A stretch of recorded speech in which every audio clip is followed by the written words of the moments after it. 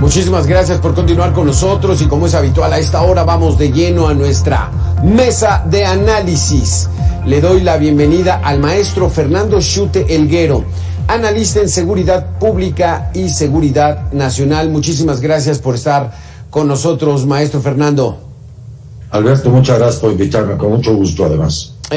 Maestro, la inquietud de nuestra audiencia va en el sentido de las penalidades y que se pueden incurrir si alguien es sorprendido con un arma que no tenga registrada. Pero la situación de inseguridad está cada vez peor, pero eso no justifica que todavía la ley sea la misma. ¿Qué podemos hablar de este asunto? ¿Cómo están la legislación, las leyes por la gente que porte arma sin tener el permiso de la Sedena? Con mucho gusto, Alberto. Bueno, existe la Ley Federal de Armas de Fuego Explosivos y en los artículos 24 a 36 habla precisamente sobre quiénes, cómo, cuándo y dónde pueden portar armas. Okay. El problema del país no tiene que ver con las armas legales o con las portaciones legales, tienen que ver con la portación ilegal, la compra ilegal, el ingreso al país de manera ilegal, y esto generalmente pues no lo hace el ciudadano, lo hace el delincuente, la delincuencia organizada. Hay calibres para civiles y hay calibres para las Fuerzas Armadas, desde las policías y naturalmente el Ejército Mexicano y la Marina Armada de México. Entonces, bueno, a mí me parece que más que el que se pongan más rígidas las penas, me parece que lo que habría que hacer es cumplirlas, y lo que seguimos teniendo en ese país es una suerte de que los jueces pues, o el mismo sistema permite el que la gente se vaya sin penas, ¿no? Es decir, no hay castigo. Yo no creo que la ley debe ser mayor, sino que se aplique la ley, ¿no? Y no el grado de impunidad brutal en el que vivimos. Aquí, entonces, vayamos desde el inicio. ¿Cómo, dónde y quiénes pueden tener una arma de fuego y de qué calibre, hablando de los civiles? Cualquier ciudadano mexicano que compre su arma en la Secretaría de la Defensa o que la haya registrado, la puede tener en su casa. Calibres hasta el 32 especial, 357 Magnum, pero lo más común es el 9 corto o 380 milímetros. Esto es los calibres desde, digamos, el 22, el 25 hasta el 380. Aunque sí se puede tener 38 especial y se puede tener 357 Magnum, que es un 38 especial con una mayor carga de pólvora. Los calibres prohibidos, bueno, son el 9 milímetros, el calibre 45, el calibre 40, el calibre 50 y todos aquellos que usan las armas de uso exclusivo del ejército, ¿no? Como los FALS o algunos fusiles. Hay algunas armas permitidas para cacería y que van desde el 22 Magnum, no el 22 regular, 22 Magnum, el 223, el 243, 270 hasta el 375 Holland Magnum pueden ser utilizados en México. Sí.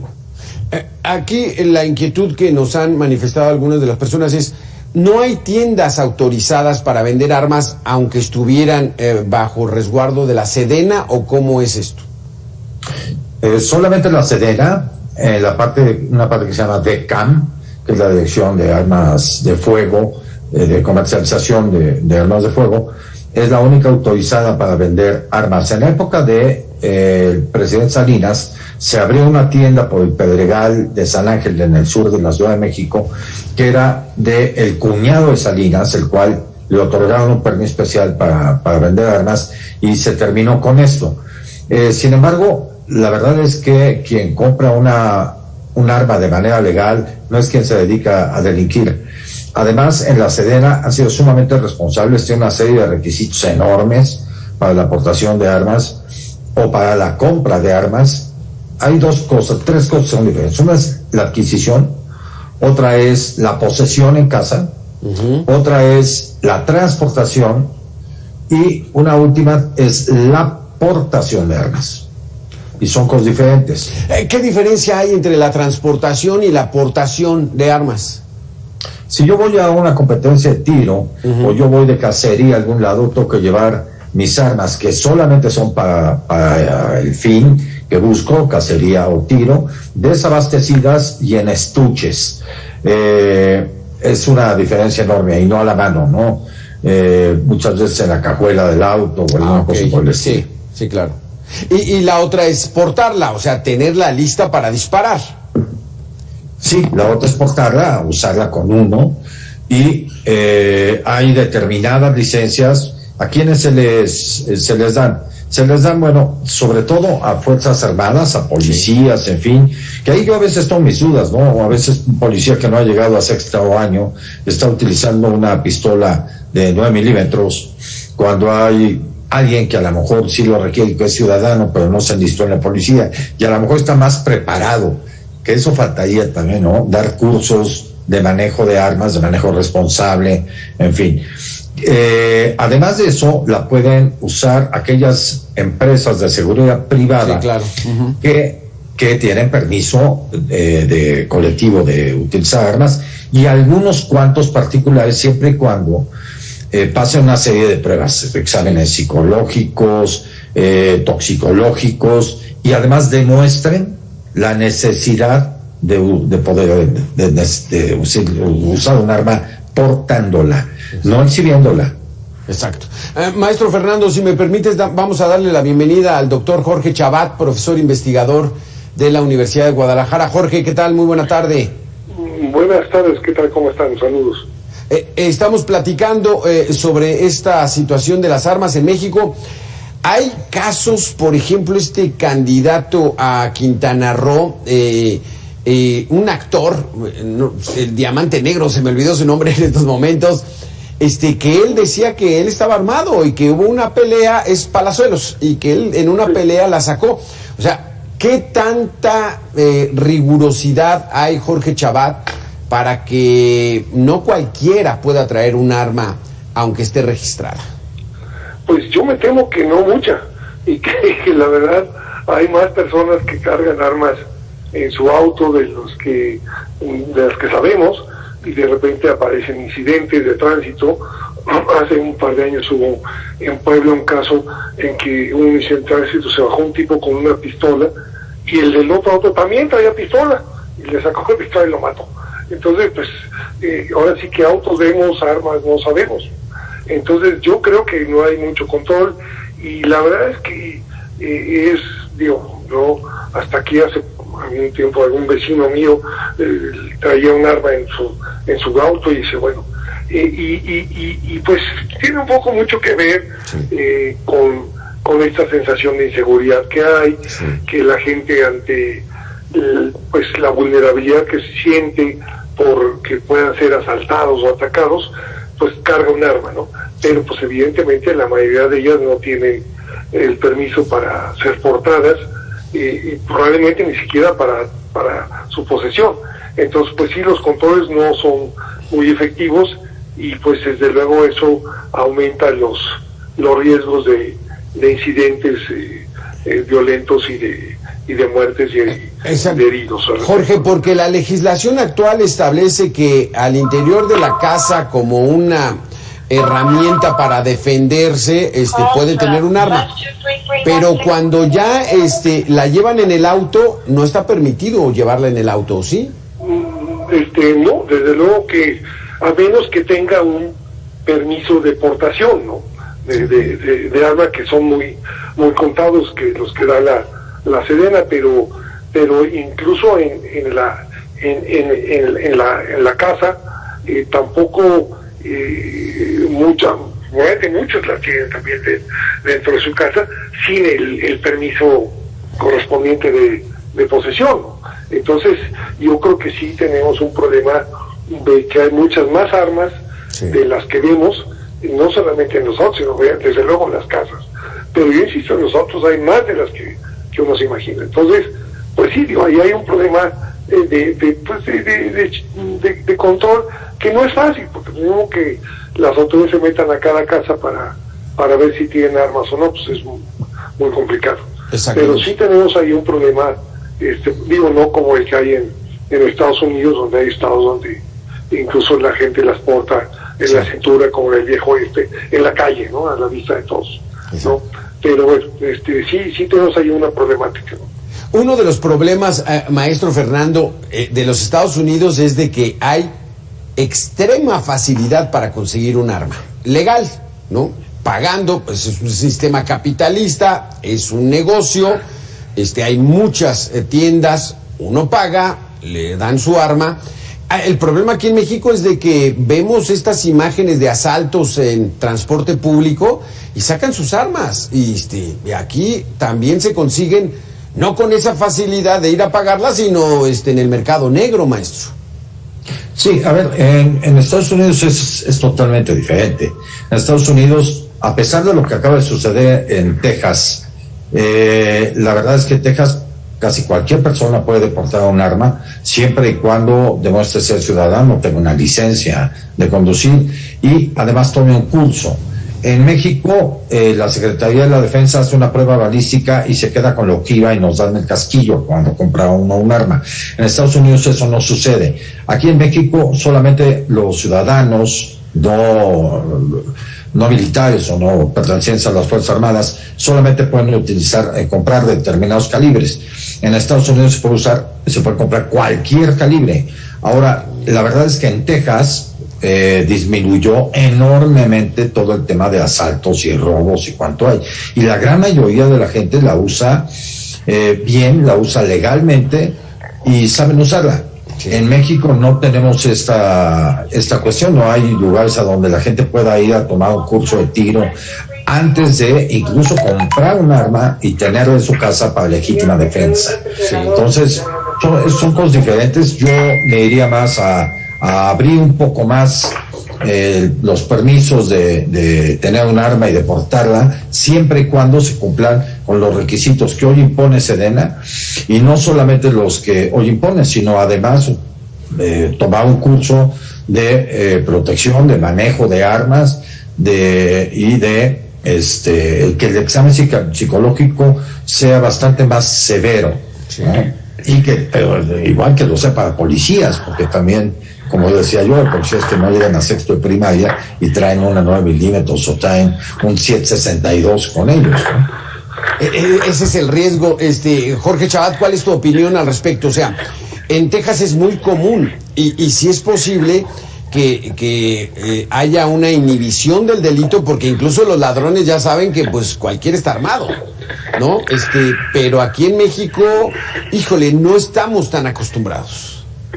No, bueno, y ese es también un tema que se puede discutir, qué tanto inhibe eso el delito o no, ¿verdad?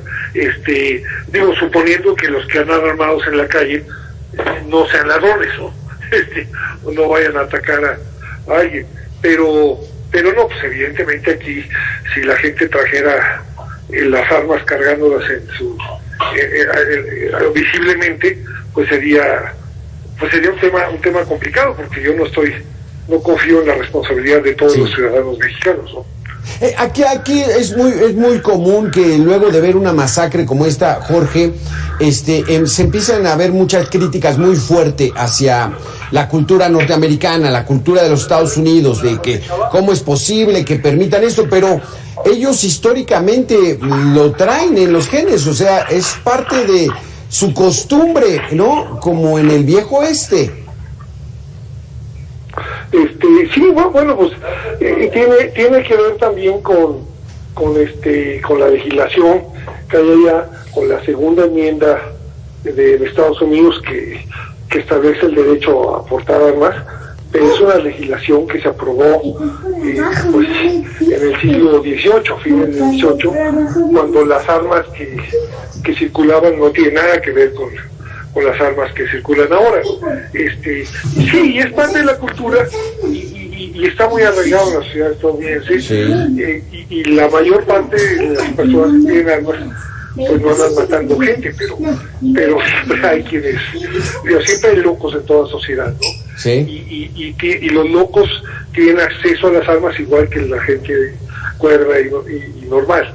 Y con que haya uno o dos locos con rifles AK, o R-15, pues con eso es suficiente para que haya estas matanzas. Entonces, sí es una discusión ahí complicada, sí, pero tiene que ver desde luego, sí, sin duda, con la cultura, con la propia Constitución de Estados Unidos, pero mi punto siempre ha sido que está bien que la gente tenga derecho de armas para defenderse, como se aprobó en 1791 en la segunda enmienda, pero con las armas que había entonces.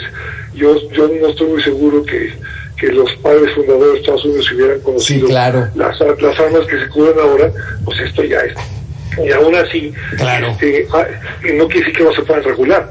El problema es que a partir de 2004 se quitó la prohibición de venta de armas de asalto, y de estos rifles que son semiautomáticos, pero en la práctica, sí, son casi automáticos. Y ahí pues tenemos ya no son para defenderse, son para matar, ¿no? Entonces, exacto, sí hay un problema ahí complicado y de regulación que, pues bueno, en fin, tiene que ver con la historia y con los cabildeos de la Asociación Nacional de Rifle, etcétera, ¿no? Sí. Entonces, pues sí, es un tema complejo. Sí, es un tema no difícil. Se nos acaba el tiempo, maestro Fernando, pero yo quisiera escuchar tu opinión. O sea, sí hay cierta facilidad, es una costumbre, es una tradición, o sea, es parte de su idiosincrasia de los norteamericanos, el estar armados.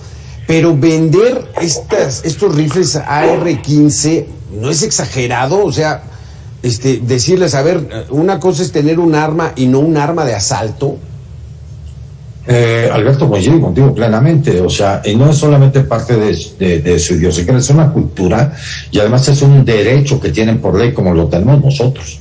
Nada más, sí me parece insensato vender armas de asalto o granadas de fragmentación u otro tipo de cosas a gente que no tiene escrúpulos, ¿no? Y aunque los tenga, no son parte de las Fuerzas Armadas. Esto me parece que no debería de ser ni en Estados Unidos ni en ningún otro país. Hay muchos países, te vas a Oriente, ¿no? Te vas a países árabes en donde venden absolutamente todo en el mercado negro. Aquí en el mercado negro se consigue casi todo y también muchas de las armas que usan los asaltantes de transporte público y tal, ni siquiera son de ellos, son rentadas, lo cual es un negocio adicional.